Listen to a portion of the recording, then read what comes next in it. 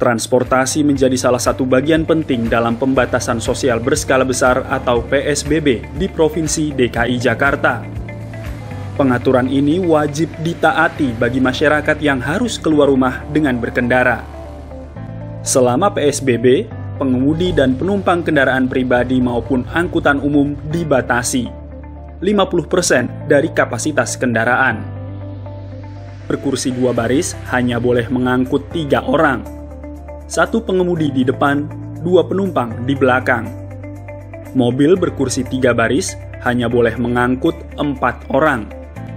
1 pengemudi di depan, 2 penumpang di baris kedua, 1 penumpang di baris ketiga. Motor pribadi boleh mengangkut 2 orang jika memiliki alamat yang sama pada kartu identitas. Ojek online dilarang mengangkut penumpang, hanya boleh mengantarkan barang. Hal terpenting adalah batasi aktivitas luar rumah. Jika harus, hanya untuk kegiatan yang esensial. Selalu gunakan masker saat keluar rumah, terapkan pola hidup bersih dan sehat untuk perlindungan diri dan semua. Mari bersama ciptakan solidaritas sosial dengan menaati aturan yang ada dan tetap di rumah saja.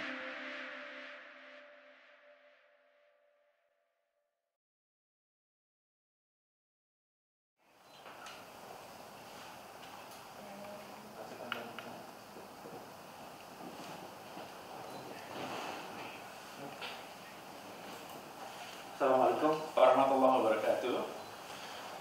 Sore hari ini saya akan mengumumkan hasil rapat di dalam gugus Pemprov DKI Jakarta terkait dengan percepatan penanganan COVID-19. DKI Jakarta telah mengambil kebijakan PSBB. Kita mulai pada tanggal 10 April tahun 2020. Dan PSBB-nya sudah diperpanjang dan akan berakhir pada tanggal 21 Mei yang akan datang. Itu hari lagi PSBB perpanjangan telah selesai. Karena itu dalam kesempatan ini saya ingin menyampaikan kepada seluruh masyarakat di Jakarta bagaimana perkembangan pengendalian COVID selama 2 bulan terakhir di DKI Jakarta. Karena ini bukan hanya kerja aparat pemerintah, tapi ini juga adalah kerja seluruh komponen masyarakat. Dari situ kemudian nanti kami akan umumkan bagaimana rencana ke depan. Ini penting untuk kita semua menyadari bahwa pengendalian soal COVID ini tidak bisa selesai sendiri. Harus kerjakan sama-sama. Tanpa kita bekerja bersama-sama, ini tidak akan mungkin bisa tercapai. Saya ingin tunjukkan beberapa data yang paling dasar dulu. Bahwa di Jakarta, data terakhir menunjukkan bahwa total ada 6.053 kasus positif, kemudian ada 1.900 yang dirawat, ada 1.417 yang sembuh, 487 yang meninggal, dan 2.213 yang isolasi mandiri. Jadi ini adalah situasi di Jakarta terkait dengan konfirmasi yang kasus COVID. Kemudian pasien dalam pengawasan di DKI Jakarta total ada 7.899.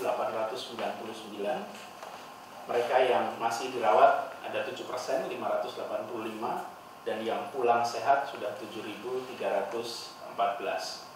Adapun orang-orang dalam pemantauan di Jakarta itu jumlahnya adalah 21.000. Ini data-data yang terkait dengan DKI Jakarta. Nah, bagaimana dengan situasi kita sekarang? Saya akan menunjukkan pertama bahwa begitu ada masalah COVID, pertengahan Maret kita langsung mengambil langkah untuk menutup sekolah, belajar di rumah, menganjurkan kerja di rumah, menutup semua tempat-tempat hiburan, kegiatan umum seperti Car Free Day, fasilitas-fasilitas umum semua ditutup. Apa yang terjadi? Ini data yang dikumpulkan, dibuat grafik ini oleh tim Fakultas Kesehatan Masyarakat Universitas Indonesia. Mereka menggunakan data berbasis HP, pergerakan HP yang diberi data, menunjukkan bahwa mulai Maret, awal pertengahan Maret, terjadi peningkatan orang yang berada di rumah saja. Bahkan di Jakarta, hampir 60% dari warga Jakarta itu berada di rumah saja. Angka ini melonjak signifikan dari sekitar 40-an menjadi 60%. Di antara seluruh provinsi di Jawa, lompatan di Jakarta paling tinggi. Artinya apa? Artinya ada keseriusan warga di Jakarta untuk menangkis penularan dengan cara berada di rumah. Dan ini adalah satu kerja kolektif yang nanti akan kita lihat dampaknya. Apa yang kemudian terjadi? Ini grafik ini adalah proporsi mereka yang di rumah saja. Ini grafiknya warnanya biru. Kemudian laporan kasus per hari ini warnanya merah. Kita lihat warna biru dulu. Ketika jumlah yang berada di rumah itu meningkat, maka kita akan bisa prediksi 2 minggu kemudian kasusnya akan menurun. Kalau orang yang berada di luar makin banyak, maka kita bisa prediksikan 2 minggu kemudian, 10 hari sampai 2 minggu, kasusnya akan meningkat. Jadi makin banyak orang berada di rumah, makin kecil penularan.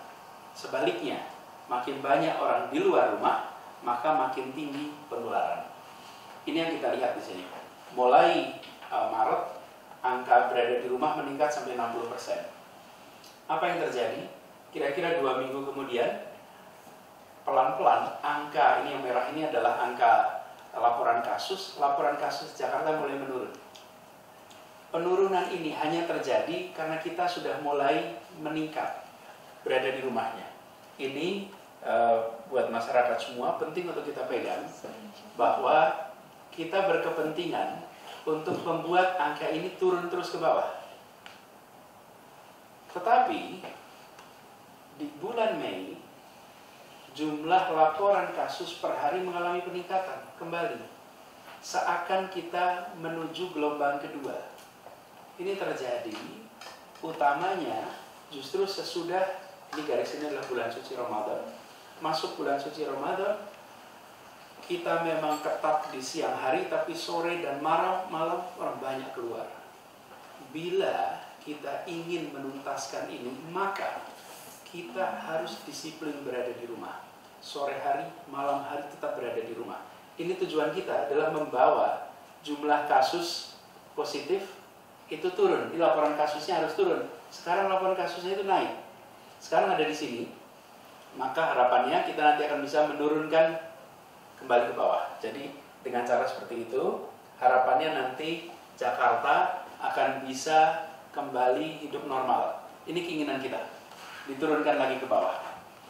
Laporannya dari sisi warga kita hanya sampai 60% berada di rumah. Kalau ditanya keinginan, kita inginnya bisa sampai 70-80% yang berada di rumah. Makin banyak berada di rumah, makin rendah potensi penularan. Nah, sekarang ini yang terkait dengan perpanjangan PSBB. Para ahli epidemiologi itu menyusun sebuah rumusan untuk mengukur seberapa besar tingkat penularan. Mereka menggunakan istilah reproduction number. Nah, reproduction number ini tergambar di grafik ini, warnanya biru. Ini kita lihat data mulai bulan Maret, 14 Maret sampai dengan hari ini. Apa yang terjadi di sini? Bisa saksikan di sini. Di bulan Maret, angka reproduction kita itu 4. Apa artinya kalau 4? 4 itu artinya 1 orang bisa menularkan pada 4 orang. Itulah sebabnya mengapa penularannya menjadi intensif tinggi. Kita harus menurunkan itu. Nah, langkah yang dilakukan ketika penutupan sekolah, tempat pariwisata di bulan Maret itu nampak di sini mulai menurun. Jadi, semenjak pertengahan April sampai dengan pertengahan April, Mei sampai sekarang ini sudah berhasil turun sekitar 1. Jadi angka reproduction kita bergerak di sekitar angka 1,11. Idealnya angka reproduction di bawah 1. Kalau di bawah 1 artinya tidak lagi menularkan. Kalau 1 artinya 1 orang menularkan pada 1 orang. Bulan Maret 4. Alhamdulillah berkat kerja kita semua, terutama yang 60% yang memilih berada di rumah, maka ini bisa tercapai. Tanpa itu, nggak mungkin angka ini bisa turun. Tanpa kita berada di rumah, tanpa dilakukan tracing oleh tim dinas kesehatan, isolasi mandiri, itu semua tidak akan tercapai. Jadi ini adalah kerja kolosal yang luar biasa. Sekarang, dengan kita sudah berada di posisi 1, ini perhatikan, selama 2-3 minggu terakhir ini stabil. Ini angka di bulan Mei, dari mulai 4 Mei sampai dengan 17 Mei, itu bergerak dari 1,08 sampai 1,11. Angka ini semua menggambarkan bahwa kita bergerak kurang lebih di angka 1 reproduction number-nya. Kita harus menurunkan ini. Karena itulah sekarang saya perlu sampaikan di sini terkait dengan PSBB. PSBB kita itu akan selesai tanggal 21. Bila kita melakukan kedisiplinan tetap berada di rumah 2 minggu ke depan, maka insya Allah setelah 2 minggu ini kita bisa keluar dari fase PSBB. Ini insya Allah bisa menjadi fase terakhir PSBB kita. Sesudah itu kita akan bisa kembali berkegiatan dengan meningkatkan kewaspadaan. Ada protokol yang harus kita diikuti, menggunakan masker, cuci tangan rutin, jaga jarak, selalu kalau sakit tidak pergi, kemudian kalau ada keluhan segera periksa, kewaspadaan ditingkatkan. Tapi 2 pekan ke depan adalah kunci. Karena itu 14 hari ke depan, mulai tanggal 22 sampai dengan tanggal 4, ini adalah masa menentukan. Apakah kita akan rata, apakah kita akan naik, ataukah kita akan turun. Bila kita 2 minggu ke depan, kita semua di Jakarta, mari kita lakukan. Sama-sama disiplin berada di rumah, menghindari kerumunan, menghindari interaksi, maka insya Allah angka reproduction akan turun. Kalau angka reproduction ini turun, maka Jakarta berhasil mengendalikan pergerakan COVID-19. Dan bila itu kita kerjakan sama-sama, maka nanti kemudian Jakarta bisa kembali berkegiatan, tentu normalnya baru. Orang biasa mengistilahkan new normal. Bukan kembali seperti kemarin, tapi normal yang baru. Tapi bila di dalam 2 pekan ke depan, 14 hari ke depan, kita merasa sudah selesai PSBB-nya, merasa dilonggarkan, merasa dikurangi, lalu berkumpul, kegiatan-kegiatan pengumpulan orang terjadi, ada potensi angka ini akan naik lagi. Ingat, kita pernah berada di angka 4 bulan Maret. Kita tidak ingin kembali ke posisi bulan Maret. Kita ingin mempertahankan posisi seperti sekarang. Jadi, dalam kesempatan ini saya ingin sampaikan kepada seluruh masyarakat Jakarta bahwa alhamdulillah selama 2 bulan ini kita sama-sama bekerja mengendalikan pergerakan virus ini. Dan alhamdulillah sejauh ini terkendali. Tetapi ini belum selesai. Karena itu saya ingin garis bawahi, tidak ada pelonggaran, jangan ada pengurangan, jangan ada merasa ini sesuatu yang sudah selesai. Dan jangan juga, ini kaitannya mau mudik, berangkat mudik, tinggallah tetap di Jakarta. Kita pastikan ibu kota kita ini betul-betul bisa berhasil mengendalikan COVID-19. Jadi saya ingin sampaikan kepada semua dalam kesempatan ini, dengan mempertimbangkan itu semua, melihat langkah-langkah yang sudah kita lakukan dan juga langkah-langkah seluruh masyarakat, maka Pemprov DKI Jakarta, gugus tugas DKI Jakarta, menyampaikan kepada seluruh masyarakat bahwa Jakarta akan menambah PSBB selama 14 hari, mulai tanggal 22 sampai dengan 4 Juni, dan ini akan bisa menjadi PSBB penghabisan jika kita disiplin. Karena itu saya ingin sampaikan pada semua, jangan sampai kita harus memperpanjang lagi.